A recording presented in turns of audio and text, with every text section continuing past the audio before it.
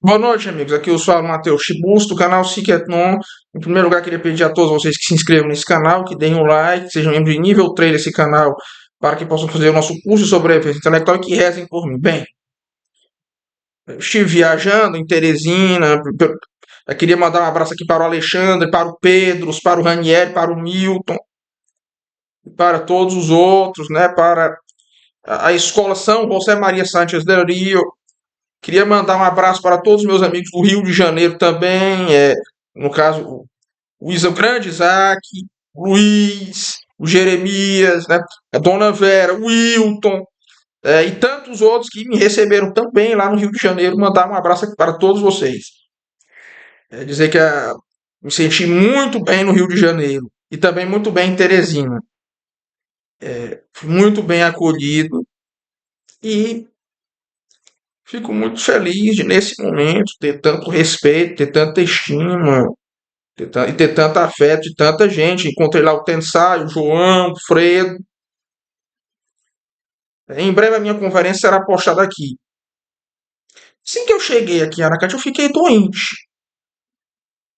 Fui hospitalizado. Quando eu saí do hospital, recebi duas notícias, uma ruim e a outra boa. A ruim eu não vou dizer qual foi. Mas a boa foi a eleição do novo sumo pontífice, Papa Leão XIII.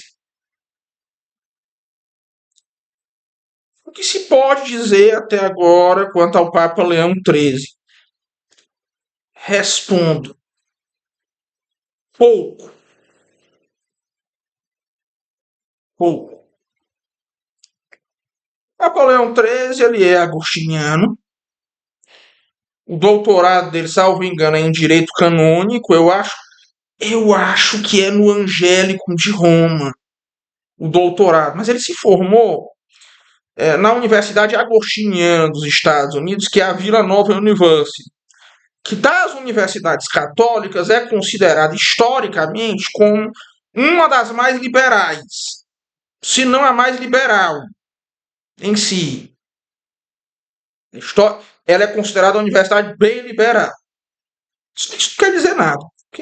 Até porque na época em que ele se formou, nem existia tanto isso aí dentro da Igreja Católica dos Estados Unidos. Né?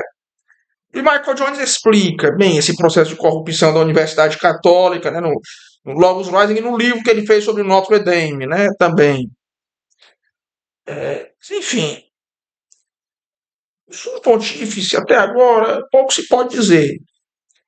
Ele foi inaugurado com os mesmos paramentos paramentos iguais aos de Bento XVI, que é um sinal de maior zelo litúrgico. Ele adotou o nome de Papa Leão XIV, o que também é um sinal forte de continuidade com o papado anterior. O Papa Leão XIII, o papado anterior ao Vaticano II, no caso, né? O Papa Leão XIII, deve-se dizer que dos papas imediatamente anteriores ao concílio, ele é o mais universalmente querido, apesar de que até onde eu saiba não existe processo de canonização quanto a ele. Até onde eu procurei, não existia. Se existir, é algo muito inicial. É algo muito inicial. O Papa Leão XIII ele foi notável por ser o Papa do Tomismo, o Papa da doutrina social da Igreja, né? E é um Papa que permanece até hoje universalmente querido. Apesar de que, curiosamente, não houve esforços para tentar canonizá-lo. É uma pena. Vejam, o atual pontífice, ele é muito ligado ao cardeal Cup, que, por um lado, é um dos cardeais mais progressistas dos Estados Unidos. Isso poderia ser interpretado como um sinal em uma direção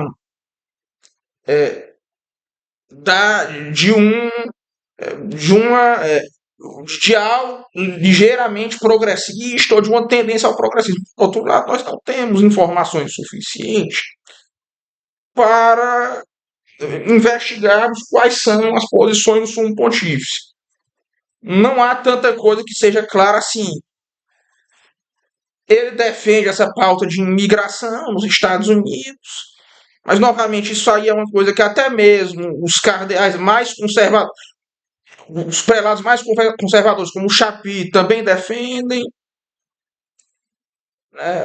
Acho que isso aí é uma pauta que não é tão típica assim do clero progressista americano. Agora, temos muito o que dizer. A primeira homilia dele foi quanto à questão da fé. Curiosamente, algumas falas dele vão em uma direção de uma crítica à burocracia e dizer que na Igreja Católica deve haver mais fé do que burocracia ou busca por uma administração eficiente. E normalmente, acho que não existe muito questionamento quanto ao fato de que quanto mais burocrático é um prelado, mais liberal em regra ele é. Ao menos nos tempos recentes. Nos tempos recentes. O Vaticano II não foi assim. Ao contrário do que o Evandro Pontes fala. Apesar de que, verdade seja dita, Secretaria de Estado do Vaticano, por exemplo, sempre foi um órgão relativamente liberal. E em muitos casos ficou do lado, os nuns apostólicos, por exemplo, ficaram do lado dos governos locais contra a própria Santa Sé e o próprio Sumo Pontífice. Curiosamente, ele foi por muito tempo missionário no Peru, o que o colocava em uma posição bastante delicada. Porque é o seguinte: o Peru, nos anos 90, ao mesmo tempo tinha a ditadura do Alberto Fujimori, que é direita, e que tinha algumas práticas realmente bem esquisitas, né, bem absurdas, como, por exemplo, tinha até tendências eugenistas fortes, o governo do Fujimori. E por outro, apesar de que ele tinha muita aliança com certos grupos católicos, e por outro lado você tinha a guerrilha do Sendero Luminoso, que é uma dessas guerrilhas, uma das guerrilhas mais sangrentas entre essas que foram fomentadas, né, de uma maneira ou de outra pelo marxismo latino-americano, né, e análoga às coisas do Foro de São Paulo. Confesso que eu não saberia dizer aqui se o Sendero Luminoso chegou a ser formalmente parte do Foro de São Paulo ou a ser associado de alguma maneira. O fato é que isso colocava Prevost em uma situação ao mesmo tempo instável e favorável à denúncia, porque um dos bispos da República Dominicana na época do Rafael Trujillo, salvo engano era o bispo Reilly, era americano. No momento em que o Trujillo ousou atacar o Reilly, o Kennedy caiu em cima do regime trujillista. O que culminou com aquele atentado que basicamente todo mundo sabia que ia acontecer.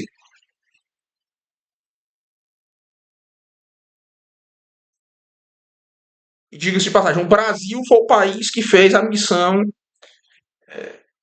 da ONU na República Dominicana. Isso é estranhamente pouco lembrado, não saberia dizer porquê. Talvez por isso o Brasil tenha sido escolhido para fazer missão no Haiti. Né, que, por sinal, a família do Papa, por parte pai, é do Haiti. Pai não, por parte mãe. Família do Papa, por parte mãe, salvo engano, é do Haiti também. Né? Salvo engano, por parte mãe, ele é haitiano. Agora,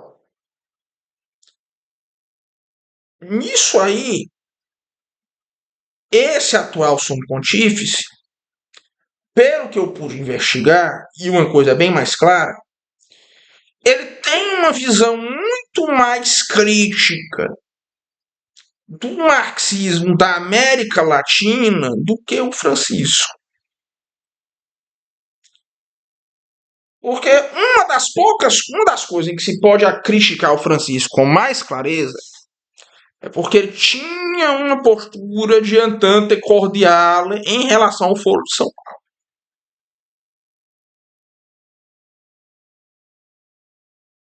Esse novo Papa eu acho que não vai ter isso aí. Pelo menos não na mesma medida. Agora, de resto, o que é que se pode falar? Nada. Não tem muito que se possa falar. Né? Ele foi prior, né, da ordem agostiniana em Roma.